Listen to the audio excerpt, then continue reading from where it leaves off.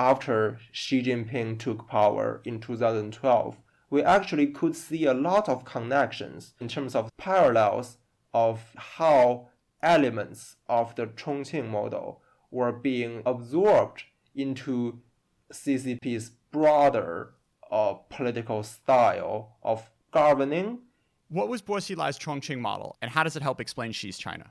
Zhang Yueran, a sociology PhD student at Berkeley, joins China Talk to discuss. Yueran, welcome to the podcast. So, what does most Chinese analysis miss that a sociological approach helps with? Let me discuss this with a concrete example. Because since 2013, we all know and see that there has been a pretty dramatic political transformation going on in China in terms of the CCP's political style, governing style, which people have been saying is getting more repressive, more authoritarian, more ideological, more focused on shaping and guiding public sentiment, and less tolerant of political dissent. People have been saying those changes have been happening in China since 2013, basically under Xi Jinping's leadership. And the question, of course, is how to explain this pretty dramatic political shift. And most conventional analysis put two answers on the table, basically. The first answer centers on Xi Jinping, the individual himself, right? It explains the political shift through Xi Jinping's personal background, his psychology, his personality, so on and so forth. And the second answer is basically like what we are seeing since 2013 is basically a revival of what the CCP has been doing in its Maoist years. Those are the two mainstream ways of analyzing China's political shift, a post-2013 shift.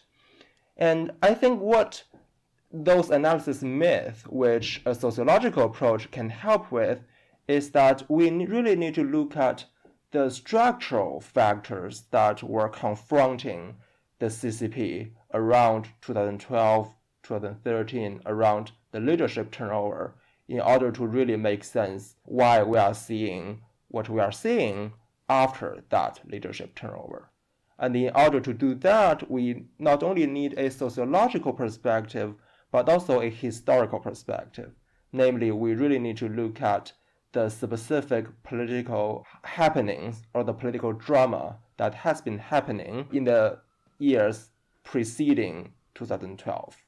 Good thing we have you on, because that's what we're going to do for the next hour. Let's kick it off. Bo Xilai, who is he? So he is what people would call a red princeling, which means his father was a very experienced revolutionary from the CCP's early years, and his father rose to very high ranks within CCP during the Maoist era, and then he entered the political establishment, and then he entered the official rank himself. And Bo Xilai first made a national political profile when he served as the mayor of Dalian, which was a city in China's northeast. And then after that, he entered the central state and became the Minister of Commerce. So in both of these positions, he was quite good at catching a media limelight and showing his political competence and also his political ambition.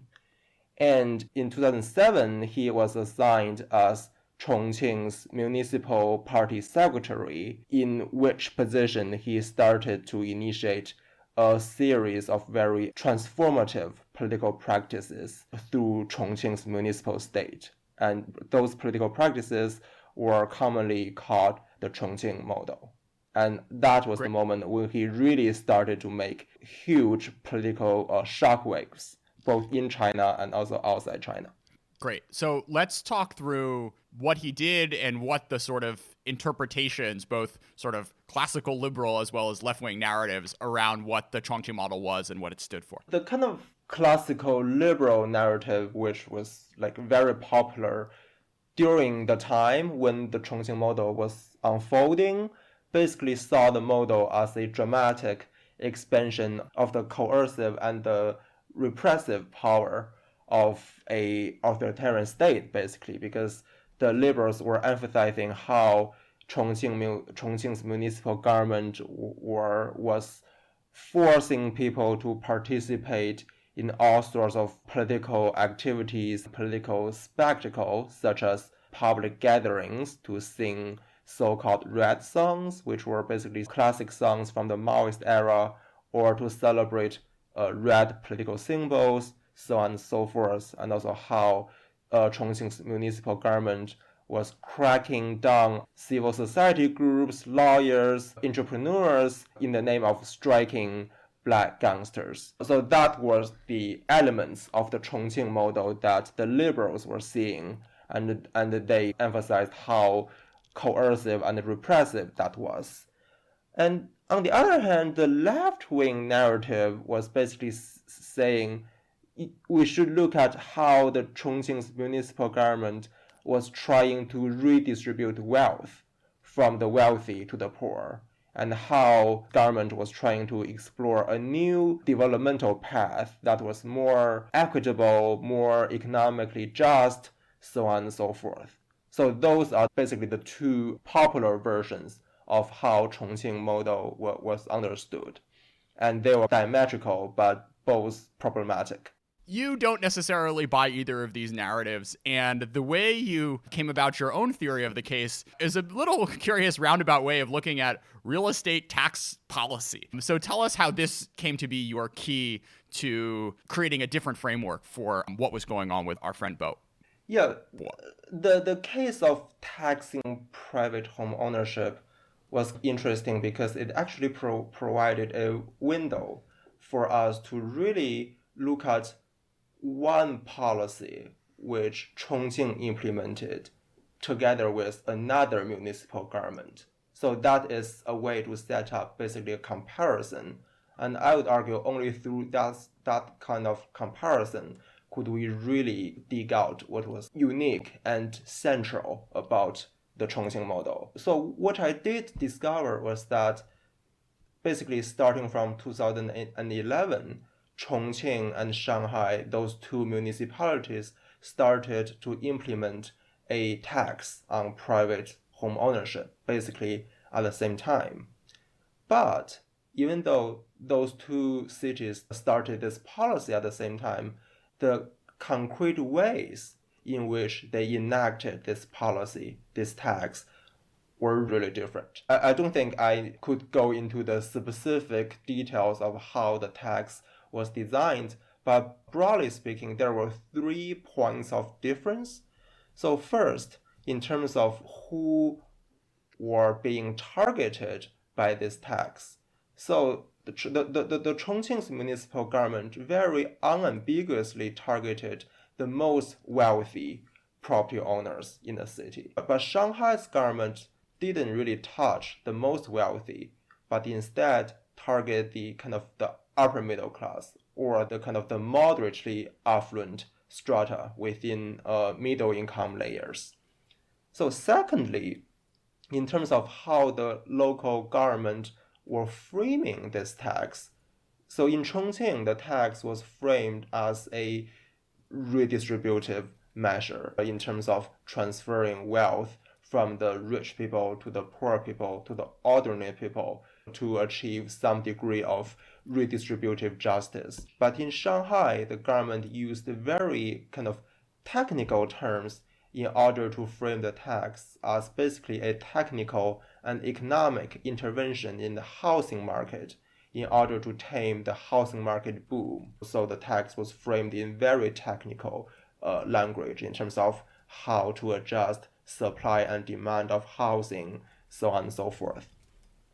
So thirdly, in terms of how the tax was concretely carried out, we actually see the Chongqing government, when the officials were trying to collect the tax on those rich homeowners, the officials paid a lot of attention to mobilizing popular pressure, to inciting ordinary people to put popular pressure on those rich homeowners in order to force those rich homeowners to comply.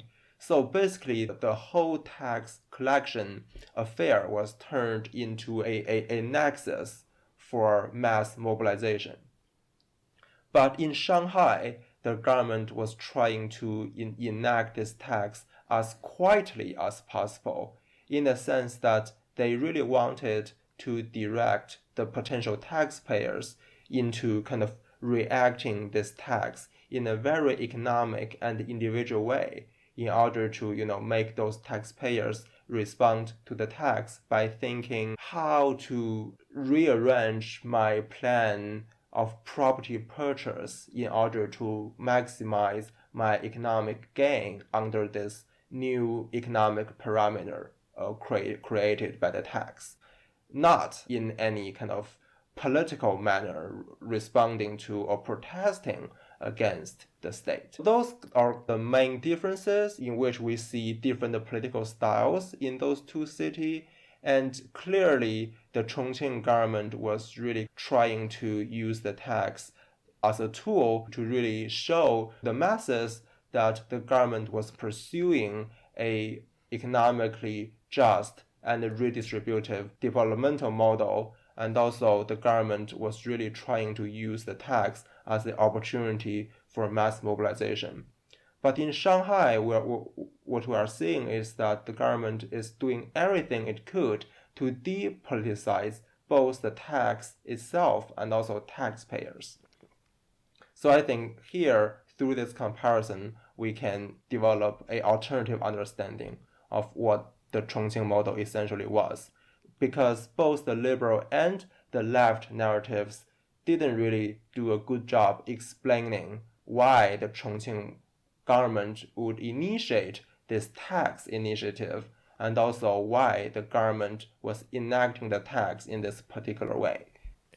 Do you think it's worth doing the Bernie Sanders, Elizabeth Warren comparison on this, or do you think that's a little too far off? Yeah, I think it would be interesting to do that comparison if you want.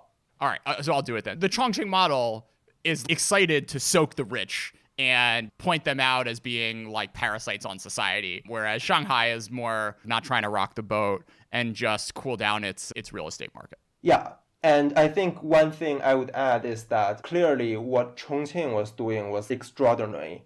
But in the case of Shanghai, there's nothing special to it. So what Shanghai was doing in the case of taxing private home ownership was representative of the typical or the conventional approach the Chinese government has been pursuing a lot of reform policy issues in the reform era. So in this sense that we are not sucking the rich, we are not politicizing, we are framing everything as economic, technical, and apolitical. We are trying, to just make people think of themselves not as political subjects, but as economically rational subjects, maximizing personal gains. So all of that stuff, which we are seeing in the case of Shanghai, was representative of what the Chinese government has been doing in the reform era since the 1990s. Sure. So what does this tell us? So I think when you really think about the case in relationship to the two mainstream ways of understanding the Chongqing model, as I just mentioned, then the two mainstream understandings both fell short. Because if we follow the liberals to understand the Chongqing model as just coercive expansion of state power, then we couldn't understand why the government was doing this tax after all. And if we follow the left narrative, seeing the Chongqing model as a project of economic redistribution, a project to achieve economic justice, then one thing that became very puzzling is that when I was doing research, I observed that the Chongqing's municipal government devoted a lot of resources showing that it was trying to collect this tax in a very serious way. But the actual amount of money collected on this tax was very minimal. And actually, I think the resources spent on collecting the tax actually outweighed the actual amount of money being collected. The actual degree of redistribution achieved under this initiative was not that much. What this shows is that the material degree of economic redistribution was not much of a concern in the case of the Chongqing model. It was not much of a concern to the municipal leaders. So what the municipal leaders really cared about was the political, the symbolic, the mass mobilizing effect of this tax initiative. So I think following that logic, we could understand the Chongqing model first and foremost as a project of mass political mobilization. And this project of mass mobilization was really trying to draw the masses into believing an ideological vision that identified the municipal government and especially a charismatic state leader like Bo Xilai as the champion of the people. So I would say mass mobilization was what was central here. And it was really intended to develop a sense of collective identity between the people and the state by mobilizing the masses to actively participate in all sorts of political activities. And some of those activities were spontaneous, whereas most of those activities were orchestrated by the state. But the intention of political mass mobilization was very clear here. Given that framework, how does your idea of putting mass mobilization at the center of what was going on in Chongqing square with Bo's position in the horse race to become the next leader of China?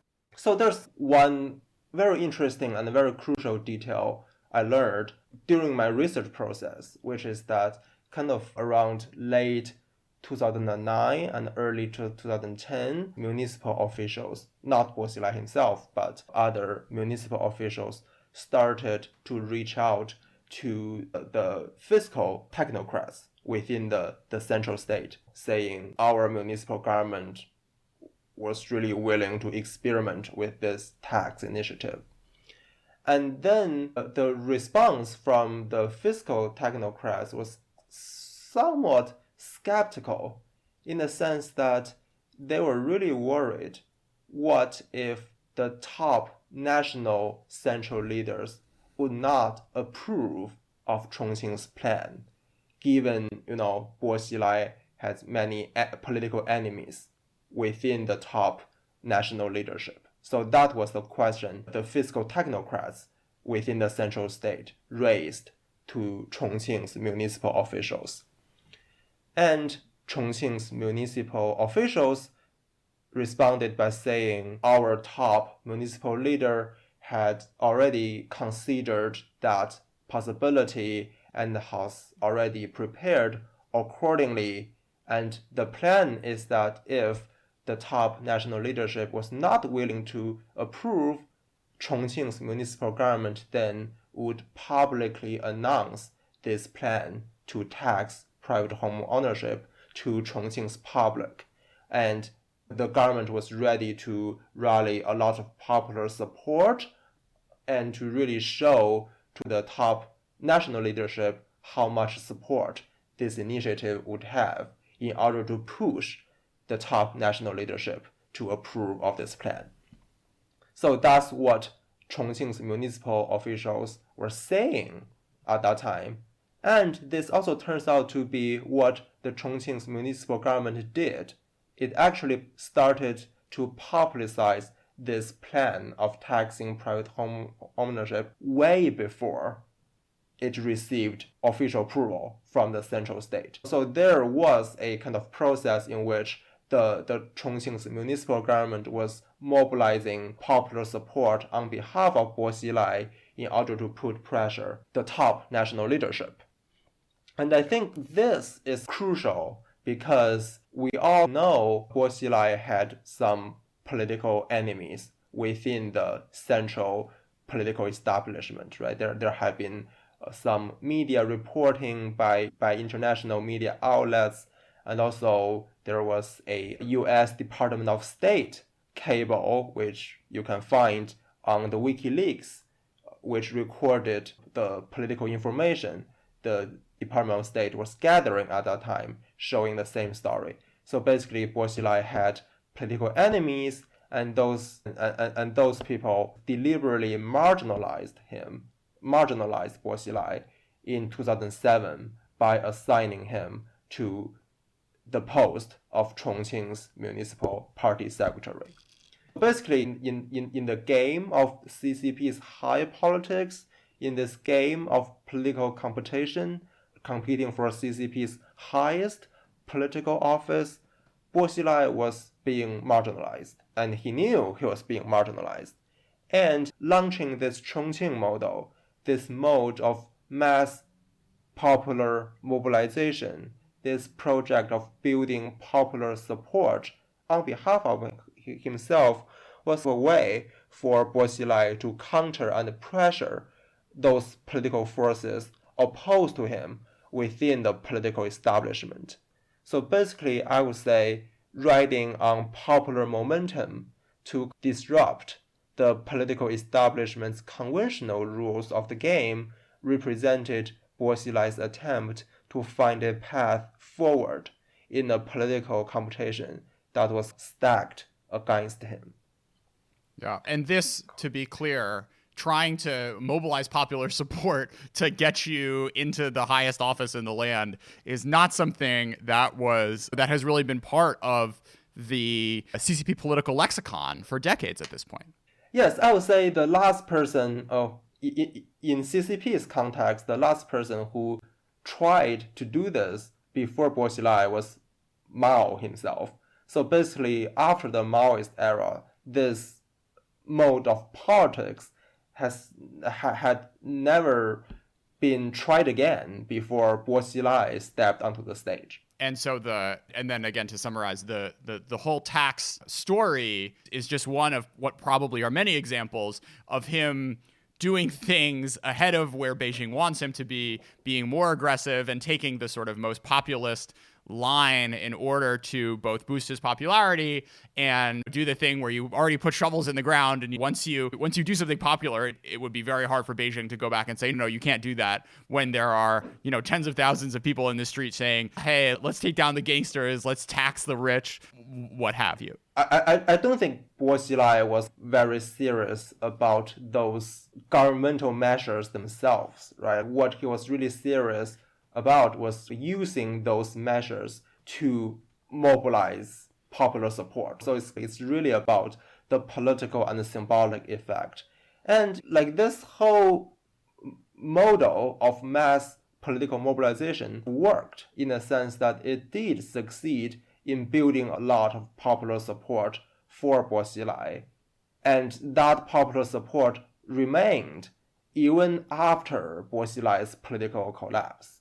Actually, like several international media outlets, their journalists went to Chongqing and did like random street interviews in Chongqing a couple years after Xilai's political downfall. And then their findings is from those random street interviews was that Bo Xilai still remained highly popular. So what Bo Xilai was doing under the name of the Chongqing model was indeed very effective in mobilizing the people and building popular support.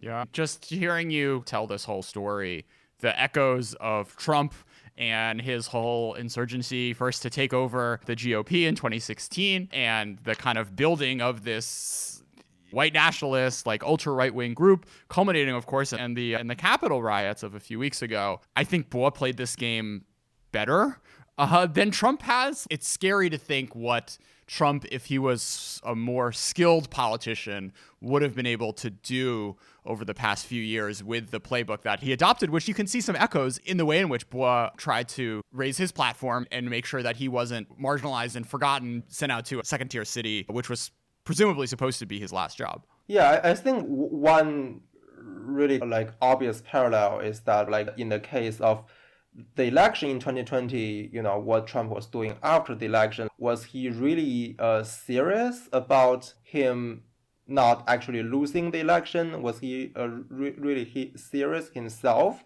about like him actually winning the election? I think like what he was really serious about is actually seizing this opportunity to launch a whole series of efforts to mobilize his base, to energize his base. So like whether he himself was convinced that he actually won the election or not was not much of concern to him. But like what was really key here is that this provided yet another very good opportunity for mass mobilization. So I think that was what made Trump comparable to Bo Xilai. And Totally. then I think another kind of interesting observation we could make is that when people were talking about the rise of popular forces in contemporary politics, which is a very hot topic, both within scholarly circles and also public discussion, like people talk about Trump, Le Pen, UKIP, and Orban, Erdogan, Modi, Duterte. So those are the figures people usually invoke when they talk about popular forces in contemporary politics. But basically, no one has included Bo Xilai in this list of people. And I actually think if we include Bo Xilai in this discussion, then we can have some very interesting new observations and conclusions to make. So we have this pretty dramatic threat to the way of politics in the CCP that Bo poses. What lessons did Xi take from his model, and how did he try to distance himself in his governing style from what Bo did? As you mentioned, Bo did was threatening to the CCP's political establishment, right? I'm not saying it's just a matter of Bo himself threatening other political competitors. I think this is a very important point to keep in mind. Like what was really threatening about Bo was not only like his own kind of position within the competition and how he was threatening other competitors, but the way he was competing in this political game was so heterodox, right? Like he was trying to bring popular energy to bear on CCP's high-level political competition. So that was made the entire way of competing so threatening because he was trying to channel popular energy on the grassroots, this kind of like mass mobilizing forces to disrupt the conventional ways of competing within the CCP's political establishment. So that constituted a political crisis, and that kind of underlined the whole political drama that unfolded in 2012, eventually causing Bo Xilai's downfall. But even though Bo Xilai was removed from office, his attempt at CCP's highest offices did not succeed. The popular energy he mobilized did linger on for a while. There were even like talks among Chongqing's ordinary citizens about launching collective action to protest the central state in order to save Bo. So that were Chongqing's people's reactions on the ground. How to deal with this political crisis? From the standpoint of the CCP, that was definitely a huge crisis that has to be somehow coped with. So connecting that background, that context to what we actually have seen the CCP doing after Xi Jinping took power in 2012, we actually could see a lot of connections in terms of similarities, parallels of like how elements of the Chongqing model were being incorporated and absorbed into CCP's broader political style of governing, and which became much more widely used in Xi's new era. So great. So let's walk through some of those.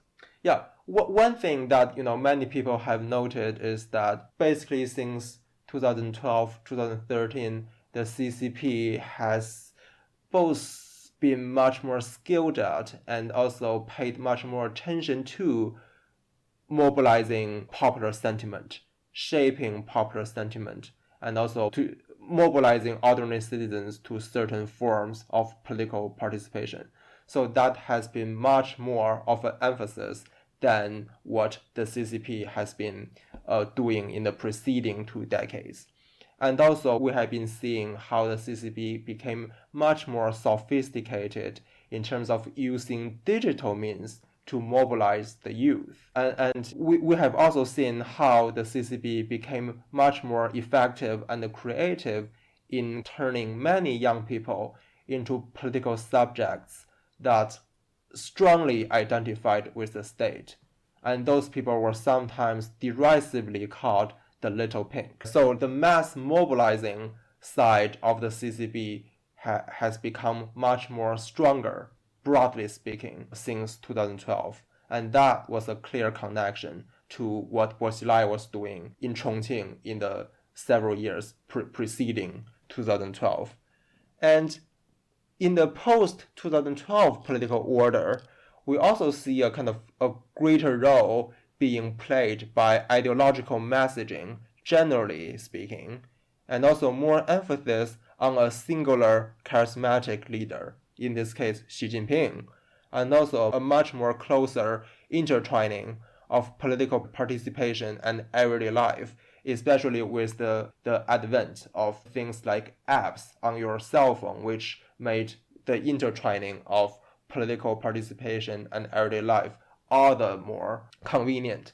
So all of which seems to have been taken from Bo's playbook in Chongqing. Even though at this moment I can only speculate, there does seem to have been a deliberate kind of learning process in which this variety of mobilization strategies that Bo pioneered or revived in Chongqing were being copied and consolidated by Xi's CCP after 2012. That said, though, of course, there were things that were scary to Xi that he really didn't want. So he didn't take everything from Bo, right? What were the aspects of the Chongqing model that Xi decided he wanted to have nothing to do with? Within this whole package of Chongqing model, the CCP under Xi Jinping's leadership adopted some elements of this package, but discarded certain other elements that were like really threatening to the CCP's elite interest. So, for example, the Chongqing model mobilized the masses by really emphasizing a ideology of economic egalitarianism, right? Like they were really trying to pose the government as redistributing wealth from the wealthy to the poor. And that ideological message of economic egalitarianism was absent in CCP's political mobilization package in Xi Jinping's era. So that's one thing. And then another element is that Bo Xilai was, of course, trying to mobilize people mostly through organizing the masses into political participation of activities orchestrated by the state. But at the same time, he was also tolerant of some political activities, collective actions, and protests that were spontaneously organized by people and actors on the grassroots, and try to take advantage of those spontaneously organized collective action and protest in order to really pose himself as someone who was listening to the grassroots, standing together with the grassroots. But that tolerance of spontaneously organized collective action was also absent under Xi Jinping's CCP. So those elements that were mostly subversive, potentially speaking, of CCP's conventional established elite interests were discarded. So this learning process was very selective. Can you talk in particular about Xi's model of anti-corruption as compared to Bo's? In this case, I think there are both similarities and differences. One thing that Bo's anti-corruption and Xi's anti-corruption shared in common was that, first, to some extent, the charismatic state leader tried to pose himself as a defender of people's interest against some corrupt elites. So this political posing was very prominent in both Chongqing model and also Xi's anti-corruption campaign. And also, both of those anti-corruption campaigns really emphasized a kind of like collaborational aspect in which the state was trying to encourage people on the grassroots to provide hints and clues to the state in terms of revealing those corrupt elites. So this collaborational element was also there in terms of the state was saying anti-corruption was only achieved because the state and society were collaborating. But at the same time, there was one thing Bo Xilai was doing in Chongqing that was not very prominent in Xi Jinping's anti-corruption campaign, which was to really mobilize the masses to publicly celebrate the crackdown of corrupt elites. So, for example, there was one former police chief in Chongqing which was prosecuted as a kind of a protection umbrella for some gangster groups, and this police chief was eventually sentenced to death. And right after he was executed, people in Chongqing started to put banners on the street, lit firecrackers, and also marched on the street to celebrate his execution. And so here you can very clearly see the anti-corruption campaign was closely intertwined with mass mobilization. But Xi Jinping's anti-corruption campaign didn't go that far in regard to mobilizing the masses. It's the more we talk about Bo, the more the Duterte parallels come to the fore. And the other thing that sort of came to my mind thinking about this is the fact that Trump really teased this, right, during his campaign, the whole Drain the Swamp initiative. And the fact that he just didn't go down that route at all is something remarkable. I think what this kind of really shows is that Trump was not willing or able to fully embrace a mode of populist leadership to really go to a very high level of mass mobilization or kind of like prioritizing mass mobilization over anything else. So I think in the case of Bo Xilai, we can clearly see how he was putting mass mobilization into everything he was doing. Trump, at the end of the day, thought it was really cool that like former Goldman Sachs people would work for him. And that's not something that had any, interest in, is that sort of co-optation. Though, anyways, just stepping back a little bit, thesis you have about how sort of the depoliticization post 1989 opened the space for Bo to do his thing in the first place. So the Chongqing model was a huge counterpoint to depoliticizing mode of governing, in the sense that the Chongqing model was really trying to bring people in to political activities, to political participation, in order to develop a sense of political identity. Whereas what Shanghai represented, this more kind of mainstream approach, was really to make people not care about politics as much as possible, to really make people see themselves as economic subjects as much as possible. So here, I think what this contrast shows is the relationship between the Chongqing model and the broader political change the CCP has been embracing in 2 decades, basically between 1989 and 2010. I think it is fair to summarize the political transformation the CCP has been initiating in those 2 decades as 2 different sides. The first is like a depoliticizing side, in which the CCP was trying to create widespread political apathy by framing both its policy actions and ordinary citizens as apolitical. This is the thing I was just talking about. And on the other hand, the CCP also tried to push forward a set of structural changes in the economy that created a particularly brutal version of capitalism. So there was both depoliticization and also capitalism. And both of those 2 things gave rise to deep contradictions. So on the one hand, the CCP's depoliticizing tendency created a void in which people's underlying desire for meaningful political participation remained unfulfilled. At the same time, the version of capitalism the CCP instituted kind of engendered increasingly appalling economic inequality. So I think those contradictions were exactly what provided the exploitable openings for something like the Chongqing model and enabled it to succeed in winning so much grassroots support. So basically combining mass mobilization with egalitarian ideology, the Chongqing model quickly garnered enough popular momentum to appear threatening to the CCP's political establishment.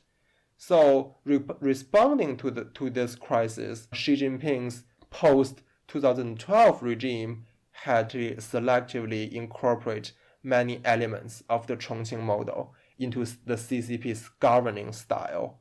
So, in a sense, the political transformation under Xi, therefore, were at least in part a kind of indirect and unintended consequence of depoliticizing capitalistic order that characterized the two reform decades between 1989 and 2010. So I would say that's like how we could put the entire story in a more kind of historical perspective.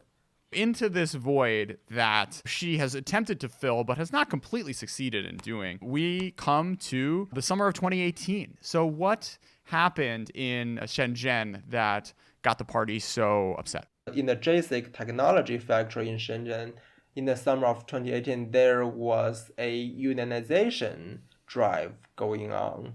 So basically, some workers in the factory started a campaign to form a union, not an independent union, but a union affiliated with China's official trade union system, the ACFTU, and they started to gather signatures on their unionization petition. And they were found out by the employer, and they received very harsh retaliation and firing in response. And responding to that repression, these worker activists started to stage a public protest in front of the employer and also in front of the police station. And then they received even harsher crackdown. So basically they were detained by the state. And then after that, there started an even bigger support group, the Solidarity Group, where many young leftist students and activists from all over China came to Shenzhen to stage solidarity actions. And that became very big news. Let's take a bit of a step back. So who were these young university-educated Marxists, and what does Marxist ideology look like in the Xi era? What was such a big deal about this? At the moment when the solidarity actions were taking place, what was peculiar about it was that many people were like holding Mao's portrait as part of their protest. And they were using Maoist slogans and professing loyalty to Mao when they were chanting stuff during their protest. So that was like what made this case of labor contention different from other episodes of labor contention that happened in the Pearl River Delta, because this like a Maoist connection was really rare. So that was what people find shocking at that time. But then later, about a year later, people started to find out that, oh, actually, the worker activists leading the unionization drive were part of a Maoist activist network that deliberately sent them into the factories to organize co-workers and agitate towards collective action. So in a sense, this was not a genuine labor action. That was the work of a group of very highly dedicated Maoist activists. And those activists were connected with other activists who formed this larger Jasic Solidarity group, staging all those Maoist-tuned solidarity actions.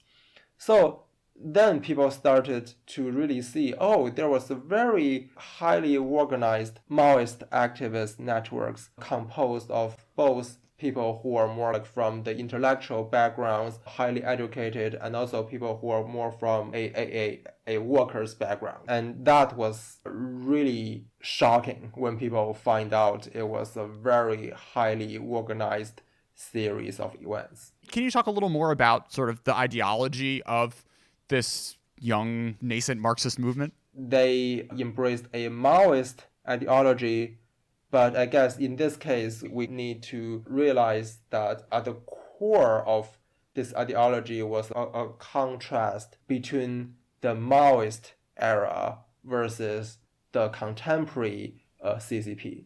Basically, these activists were saying the Maoist era or Mao's political ideal represented real socialism, which culminated into the Cultural Revolution. And that was the revolutionary guide towards socialism. But after Mao died, the CCP betrayed Maoist ideal and embarked on capitalist restoration. So the contemporary CCP was capitalistic and basically against everything that Mao represented. So that was their analysis of the contemporary political landscape.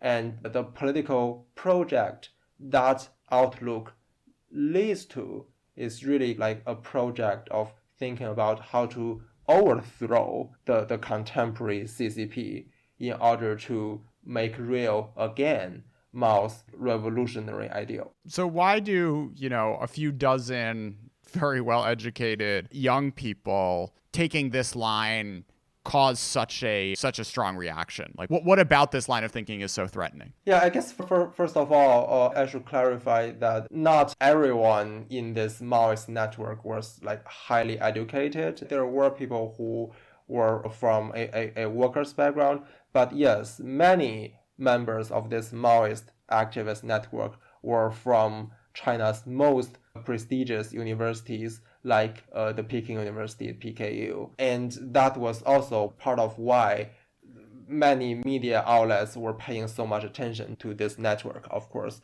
And this ideology was threatening, first of all, because it unambiguously advocates for opposition to the CCP, right? It was saying the CCP betrayed socialism and it should be overthrown, basically. And secondly, like both people who are more from a highly educated background and also people who are more from a worker's background, they joined forces together in this network in a very organized way.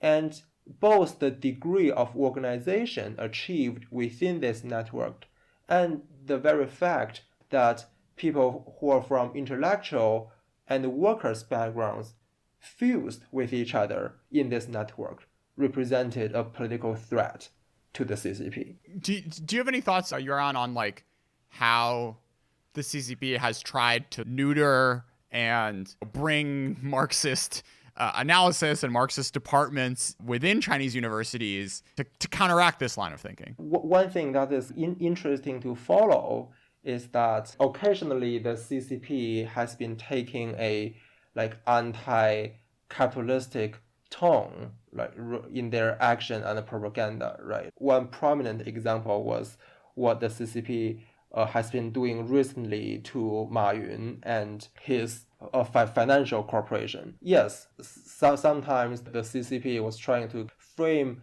itself as standing against capitalist interest and to defend the interest of ordinary people. And at the same time, it was also instituting Marxist ideological education in China's schools and universities. And it has been paying much more attention of making sure the ideological message propagated in universities stayed closely to their official line. So I would say there was both an ideological propaganda component and also taking seemingly anti-capitalistic measures component. It's interesting because this critique is not just held within a few dormitories at Beida, right? Like you were talking about the whole Mayun anti-monopoly thing. And when you look at the comment sections of the Billy videos and the articles on WeChat about this sort of push, there are comments that are basically saying these corporations are screwing us. We need to bring power back to the people, what have you, that have thousands and thousands of likes. So it's not as the amount of people who are willing to take trains all the way down to Shenzhen from Beijing and risk their entire lives and futures. There aren't that many of those people, but the narrative does have some broader resonance for sure. So it's obvious that in today's China, there's widespread, broad, and general anti-capital sentiment being circulated. But then the question is, how does that sentiment relate to the state? Right? Because many people do believe that, yes, the state should step in to monitor and control capital. Right? So it's like the state is defending our interests against capital encroachment. And that is the direction the state is trying to channel the anti-capital sentiment towards. But the people who actually took the trains to Shenzhen and the people who were part of the Maoist network were actually trying to develop both a very anti-capital, anti-state analysis in saying that what really enabled the restoration of capitalism in China is the action of the CCP, the action of the state. And it is this entire political order that should be abolished. That is the difference. And of course, the CCP does not want the anti-capital sentiment circulating right now to develop towards that subversive direction. So where does the Chinese labor movement go next, given the ferocity in which they've been cracked down on in the past few years? Yeah, as you implied, after the Jasic incident in 2018, there has been a much kind of broader wave of crackdown on labor activists and labor NGOs in general in China. And right now, it's really difficult in terms of how labor activists could survive and continue doing what they have been doing. But this also gives people an opportunity to take a step back, to sit down and reflect what has been happening regarding Chinese labor in the past decade and where should people go. And one thing that people have been discussing is like how we could, through more grassroots organizing, build a more elaborate network connecting different localities where labor was concentrated and also connecting different workplaces so that we could have more structure to the labor movement, right? Because there has been a near consensus among China's labor activists that the Chinese labor movement has been both fragmented and sporadic, right? Like labor unrest has broken out every now and then in Chinese factories, but it has been hard to imagine how to channel it into some sort of enduring organizing project. So in order for that enduring organizing project to appear, people, activists have to build structure for it.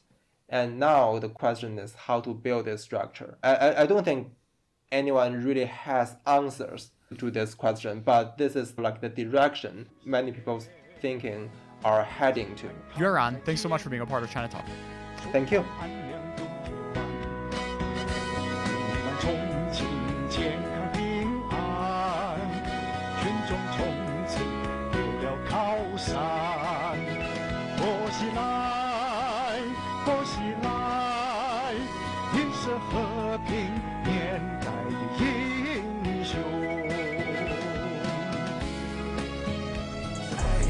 Like,被刷满我的头，想要约我 let me know，喝了2口开始醉。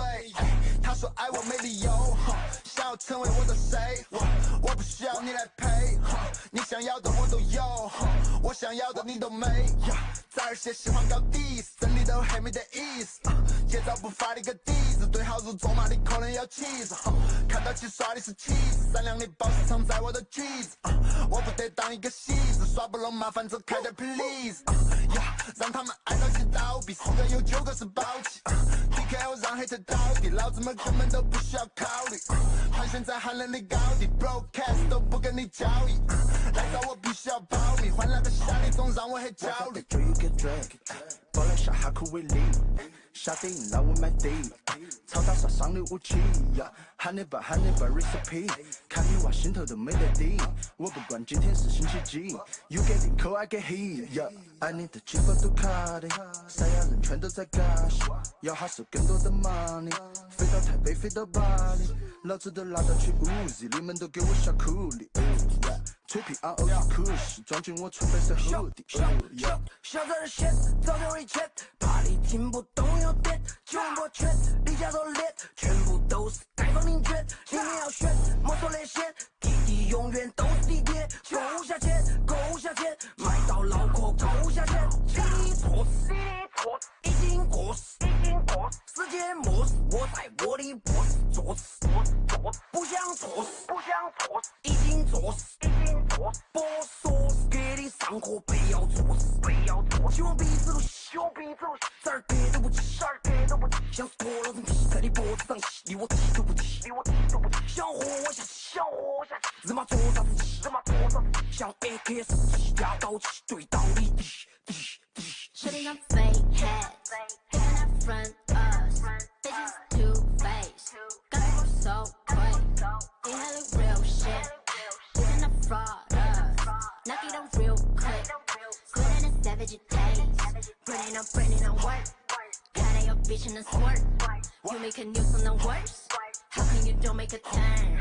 Fuck your feelings and rage, ayy. Fuck your shit, I can relate, yeah. Fuck you, bitch, ayy. Come on, it's just too late, yeah. 耍，和兄弟每天 freestyle，yes sir。肯定我们装在最自在。Real playboy 不在家做起，这样 cash flow 能有 follow me， 某些人相信才能养得起，我们帅的领导不止2杯米，混成双盘筋儿 ，everybody 的腿儿，看我打开中文说唱新世界的门儿，脸上都卖纹儿，来个 S 粉儿，全世界都哼着嘎西走出来的曲儿，2019完了，老子过来做个总结，历经中的生长从来没有让我松懈，都想我是卡特完成又一次的空姐，你会发现以后我们玩儿更加猛烈。现在我们在这里，嘎西很真心话一少拿我们做对比，根本都没有意义。跟我对说你被闯了柜，要后悔 ，I'ma spray everything on my way。Everyday pocket way 我很贵，很不费，让人黑他妈闭上了嘴。嘴里水，太多人真理太水，而且还想得太美。有天有人为啥子走不习惯环境拖了后腿？小垃圾耍些，把鞋干了狗等地，也 sucky，表面装 peace，背后真理，人生生凶敢敌，看我加大马力。属性大门上开，欢迎选手全部都过来耍，我们这下回包括黑的发不了再打，不服的人都听不懂理，我教你们他是耍，希望你们后知后觉，发生我的身体太好。从上手术没在少裤兜，只是在单纯地炫耀技巧。起了大夫让你迷路，我都是路标里已经要记好。来不及我当年在会期学2年，老子是黑武器，你们打破2拳，扶不起不努力，老汉儿再说2遍，无毒菌输不起，让他们不服气。规定你负责假主席，你假瓜追不上老子你 get 掉。最强尾巴心脏爆发最大音量，嗡嗡嗡你捷报，像罗德曼枪里的板儿，我打了你要翻你碗儿。垃圾袋把你分好几块，下不过该老鼠的胆儿。骑骑的摩托骑美团打工，不要来惹我看8神发疯。拉风的麦地在旱地拔葱，一定只把你的哑巴打松。不要来模仿我嘎西的轨迹，我屋头的狗儿都喝的是粉气，红茶去放行了你们变肥，认识我是你的辈子的尾。脚舌你才吃得到肉，要给他鼓儿2下狗日他才晓得痛。保持我的本色，把钱找得够，哪个不是皮老子你往那个头蹦？第4年放进去了那个才能做，杀了一圈无人上演实力，恭喜他们不放眼痛快，真正白手起家到底有几个？天下成立后面玩家是重庆全联府 I got a car, I got a house, I got a 飞还有金银财宝 I got a go, 有还快票，下一步要追求长生不老，命令在明面上却看不出来，外表靓丽心里却藏着腐满，过小人但是肯定让你遭殃，前来的容易纹身覆盖刀上哟，电脑这一切我都蛮努力，光是天赋就跟老子吃饱，最后都得老子向前扶贫，来点满脸事情老子不搞，看遍历史间都透个味儿，我出国先备好纸片本儿，我不在乎你那2个字儿，只有碾压让老子上眼儿。